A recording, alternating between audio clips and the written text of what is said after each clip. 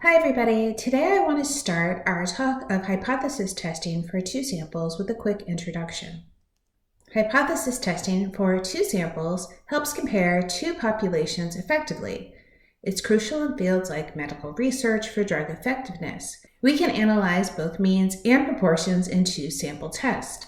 So why would we use two populations? Two populations provide a basis for comparison. Medical testing often compare a treated group to a control group. Understanding differences between the two groups helps us draw conclusions. To differentiate the means between our two populations, we can use symbols like A and B, or we might use numbers like 1 and 2 like I'm showing for proportions. We'll still have our null hypothesis that shows no change. So for means, we'll have that mu of A is equal to mu of B, or for proportions, we'll have P1 is equal to P2. Then depending on the kind of information we're given or the study we want to conduct, we'll have our different alternative hypothesis.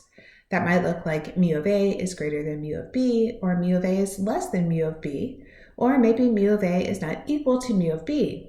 The same thing is true for proportions. We can have P1 is greater than P2, P1 is less than P2, or P1 is not equal to P2. And we'll get to all of that a little bit later. So let's take a look at a few examples. A pharmaceutical company is testing a new drug designed to improve bone density in women over age 60. To assess its effectiveness, researchers conduct a randomized control trial with 200 women. 100 women receive the new drug for 6 months, 100 women receive a placebo, which is a pill with no active ingredient. At the end of the study, the researchers measure the average increase in bone density for both groups. Let's state the null and alternative hypothesis. Let's start by deciding if we're looking at the mean or if we're looking at a proportion. And there is a key term that tells us which one we're looking at, and it's the word average. Let's let mu1 be the average bone density increase for women who take the drug, and then we'll let mu2 be the average bone density increase for women who do not take the drug. That means they get the placebo. Our null hypothesis will state that mu1 is equal to mu2.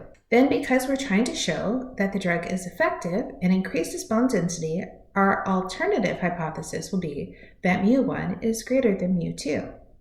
Let's set up another hypothesis test. A researcher is studying home ownership rates among people aged 35 to 49 in two cities, City A and City B.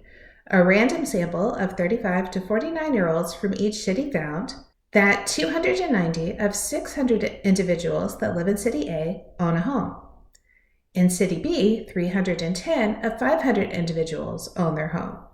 The researcher wants to determine if there's a statistically significant difference in home ownership rates between the two cities. Let's state the null and alternative hypothesis for this study. We'll let P1 be the proportion of 35 to 49-year-olds that own a home in City A. Then P2 will be the proportion of 35 to 49-year-olds that own a home in City B. Our null hypothesis is that the rates are the same, so P1 is equal to P2. But because we're just trying to determine if the rates are the same or if they're different, our alternative hypothesis is that P1 is not equal to P2. In our next video, we'll look at how to perform the hypothesis test and decide whether we reject or fail to reject the null hypothesis.